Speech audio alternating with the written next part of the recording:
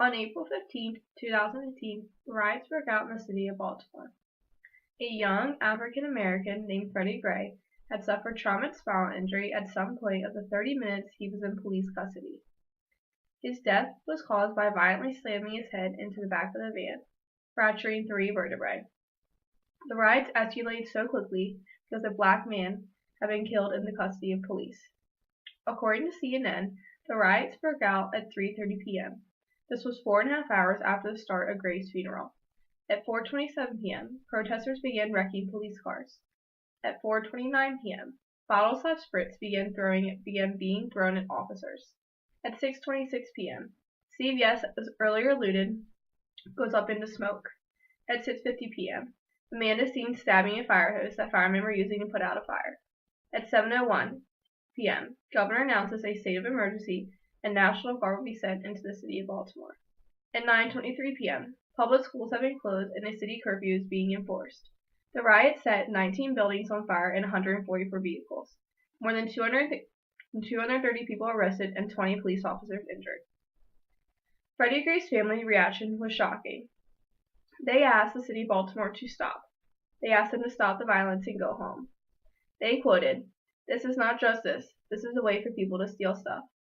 His sister quoted, "I do not even believe the riots are for Freddie anymore." The Freddie Gray's family has asked people to go home. They said, "This is not the answer." They commented how they will be cleaning the city in the morning and starting a peaceful protest.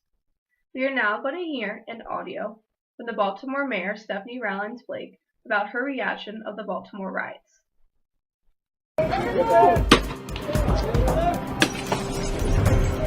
This is one of our darkest days as a city, and I know that we're much better than this. Mayor Rowlands Blake commented how she did not want the riots to become this. She believed it will have a dramatic effect on the city of Baltimore and forever change the outcome and the safety of the city. President Obama commented how there is no excuse for the kind of violence we saw yesterday. He believes that this kind of violence is not a way to get justice. Violent riots do not equal social justice against police brutality. We see how the family even agrees. We are now going to hear about a smaller event involving police brutality. A recent issue on police brutality has caused contradictory arguments on race. Martise Johnson, aged 21, was charged with obstruction of justice and public intoxication. Johnson, a student at the University of Virginia, was beaten to blood drawn and allegedly accused of using a fake ID by the Alcohol Control Department.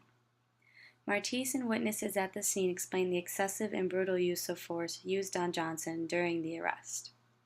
A witness, Brian Beerbrun, told the paper, quote, "Martise was talking to the bouncer and there was some discrepancy about his ID.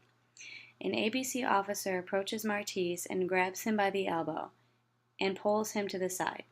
It happened so quickly. Out of nowhere, I saw the 2 officers wrestling Martise to the ground. I was shocked that it escalated that quickly. Eventually, he was on the ground. They were trying to put handcuffs on him and their knees were on his back." End quote.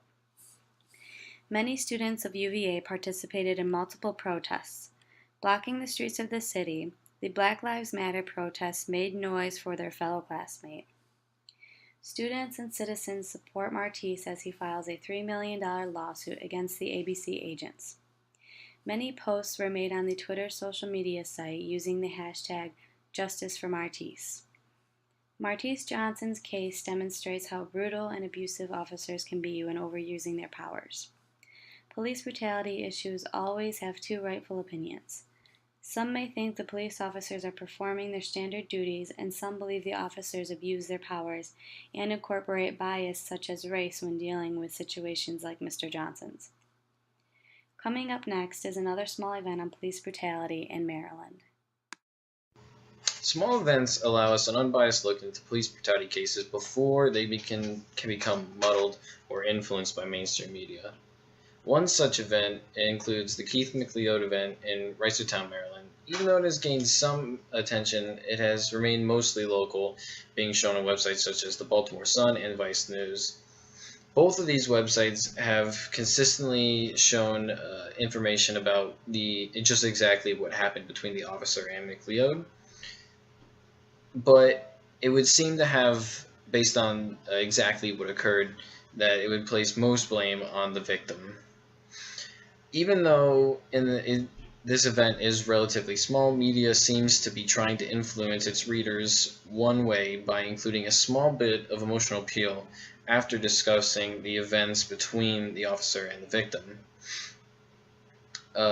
This is shown more so in the Baltimore Sun, which is even more locally than the Vice News article.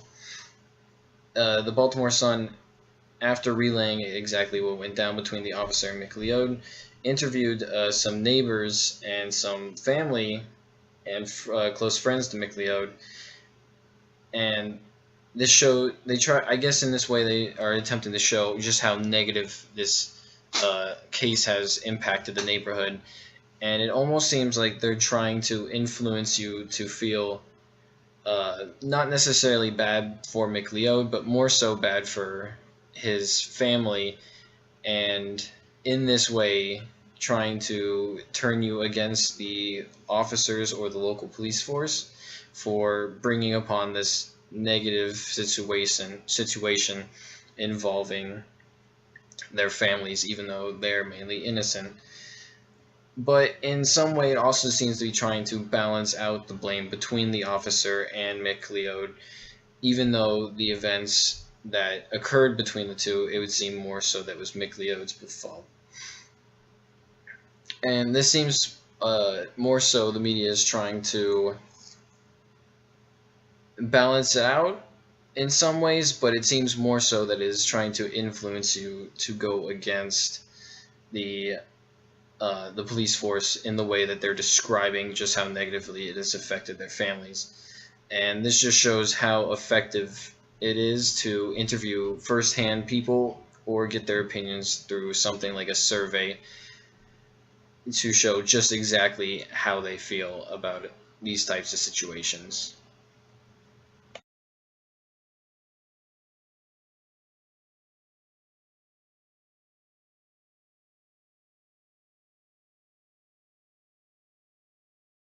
The question, do you think that the police force in general is racist towards civilians, was asked to 20 people in the Lexington area. 15% said yes, while 85% answered no.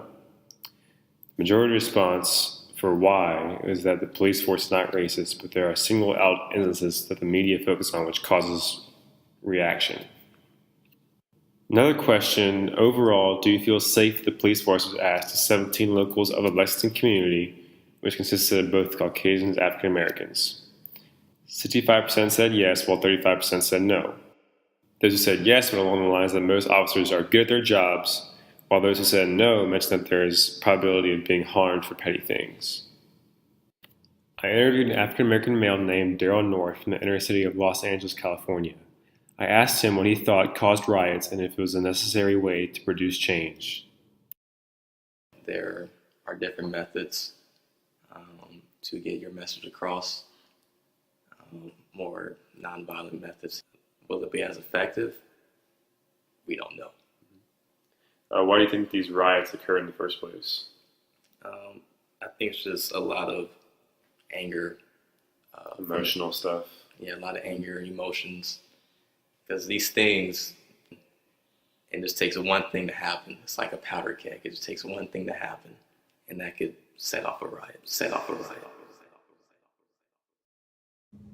My name's Eric Prebzak. I'm 20 years old, and I'm from Akron, Ohio. Do I believe all cops are racist? No. Like most things, we only focus on the worst case scenario. My name is Emmanuel Banjoko. I'm from Atlanta, Georgia. I'm 19 years old. And do I believe that all cops are racist? Not necessarily, but I mean their job is very aggressive, and they have to be aggressive in order to deal with a bunch of people. So I do understand why some of these things happen.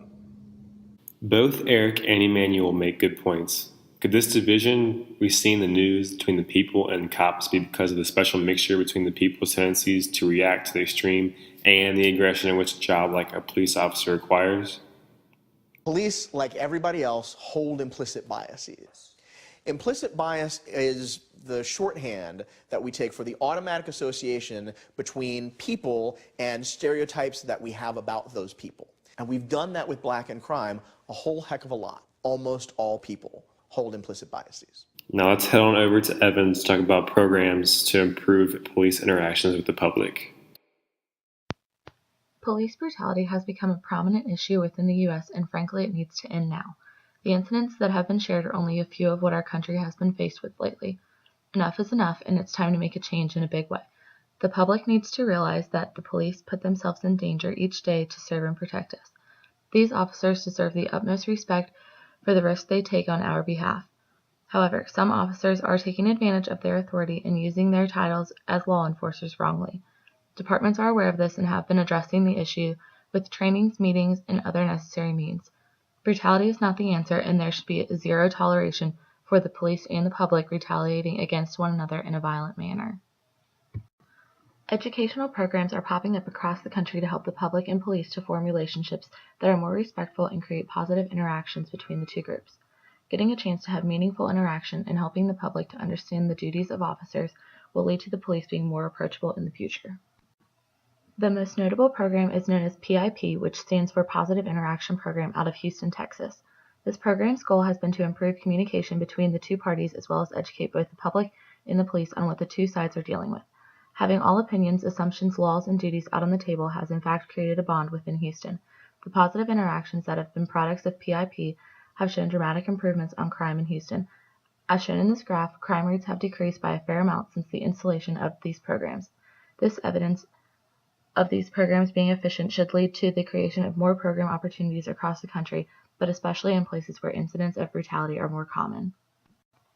Individual citizens will have their own opinions about programs such as these, but when interviewed, a University of Kentucky sophomore answered the question, "Will programs make a difference?" with, "I think it will be difficult to start programs, but if they do get started, they will definitely be beneficial."